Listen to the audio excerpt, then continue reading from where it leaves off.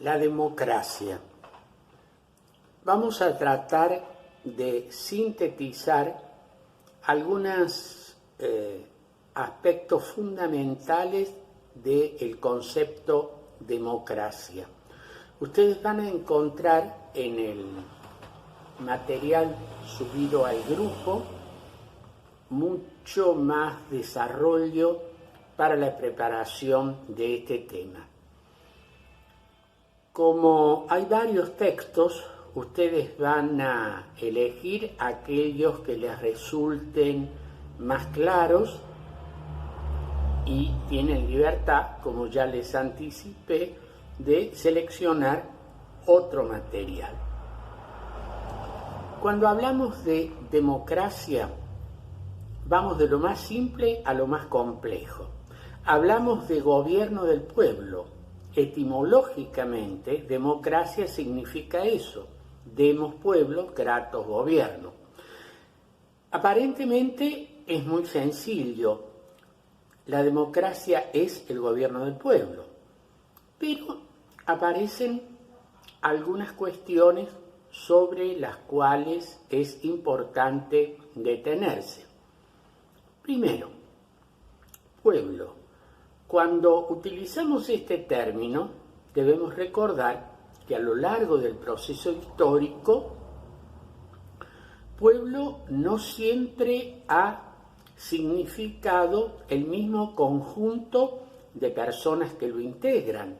En la antigüedad clásica, por ejemplo, en la polis ateniense, el demos, el pueblo, estaba constituido por una parte reducida de la población, porque excluía a los extranjeros, excluía a los esclavos, excluía a las mujeres, excluía a los menores de 20 años, de tal manera que el pueblo estaba integrado por los ciudadanos mayores de 20 años, que eran los que podían participar de la deliberación en la eclesía, es decir, en la asamblea. Cuando se produjeron las revoluciones y transformaciones institucionales de finales del siglo XVIII, la Revolución Francesa, antes la independencia de los Estados Unidos de Norteamérica, pueblo estaba constituido por una parte más bien pequeña de la población. Recordemos que todavía existía la esclavitud. Recordemos también que la clase social o el grupo social dominante de la época, lo que genéricamente podríamos llamar burguesía, eran los que integraban el pueblo. En términos de leyes electorales, solo podían votar en calidad de ciudadanos aquella parte, reitero que era reducida, de la población que tenía una situación económica de propietario y que tenía un cierto grado de instrucción. Por eso es que a lo largo del siglo XIX advertimos una creciente lucha para ampliar el demos, es decir, para reconocer derechos al sufragio a una parte más importante de la población. Es lo que se llamó el sufragio universal, que en realidad todavía en el siglo XIX no era tan universal como su nombre lo indicaba. Recordemos que es hacia mediados del siglo XX, el siglo pasado, en el cual ese proceso de universalización casi llega a su fin al reconocer al electorado femenino los derechos al sufragio. ¿Qué advertimos acá? Que hay un pueblo que siempre es el que gobierna en democracia.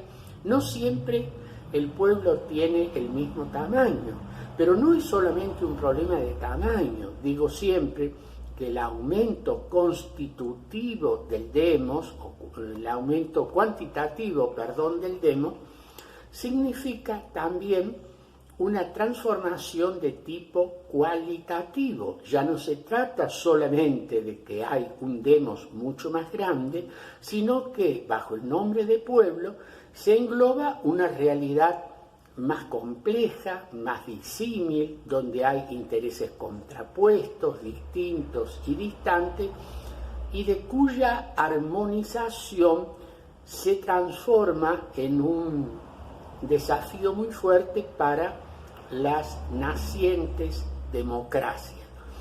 Advertimos entonces que el gobierno del pueblo es la democracia es el gobierno del pueblo, pero ya hemos advertido una primera complejidad. La otra complejidad que podemos señalar es que la democracia está asociada al tema libertad.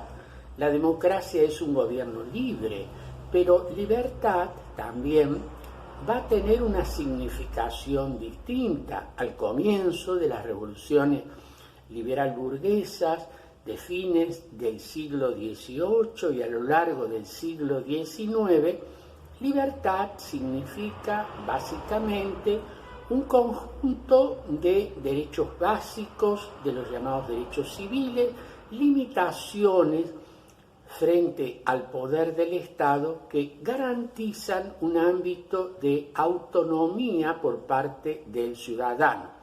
Libertad de comercio, libre ejercicio de la circulación, de libertad de prensa, derecho de propiedad, etc. En el siglo XX advertimos un complejo proceso donde la libertad se refiere a otras dimensiones, no niegan las primeras, las enriquecen, las varían, que es el conjunto de los llamados derechos sociales o derechos de segunda generación. El hombre como miembro de una organización sindical, el trabajador como miembro de una familia, es decir, un conjunto de libertades que se llaman las libertades o derechos sociales. Advierten ustedes entonces que democracia y gobierno libre significa no siempre este término libertad lo mismo. De nuevo, hay un aumento cuantitativo, pero también una transformación cualitativa del término. Vamos por la otra cuestión, la democracia como gobierno de la mayoría. Es frecuente escuchar esto, la mayoría decidió, la mayoría gobierna. Entonces se define la democracia como gobierno de la mayoría. ¿Es correcto esto? No. La democracia no es el gobierno de la mayoría y punto. La democracia es el gobierno de la mayoría con pleno respeto a los derechos de las minorías, digo en plural. Fíjense entonces que en esta manera de entender el principio mayoritario es que este es un mecanismo para la toma de decisión. Importante, por cierto, y el más habitual en las democracias contemporáneas, donde la unanimidad no es posible y el consenso suele ser difícil. La mayoría decide. ¿Qué decide? ¿Quiénes son los gobernantes? Decide un conjunto de políticas públicas. La mayoría tiene el derecho a decidir, pero la minoría tiene el derecho a existir, a proponer, a criticar. ¿Y esto por qué? Porque en un gobierno democrático las mayorías son siempre circunstanciales. Digo que las mayorías de hoy son potencialmente las minorías del mañana y las minorías de hoy son potencialmente las mayorías del mañana. Por eso es básico el diálogo entre mayoría y minoría, el respeto a la existencia de las minorías y también la imposibilidad de que las minorías, sobre texto del respeto a sus legítimos planteos, se conviertan en una oposición sistemática al ejercicio del gobierno por parte de la mayoría. Fíjense que en todo esto no hemos señalado aquello de que el pueblo nunca se equivoca, que es una afirmación de cuño rusoniano y que le hace mucho mal a la democracia. El pueblo, como titular de la soberanía, no es infalible, se puede equivocar.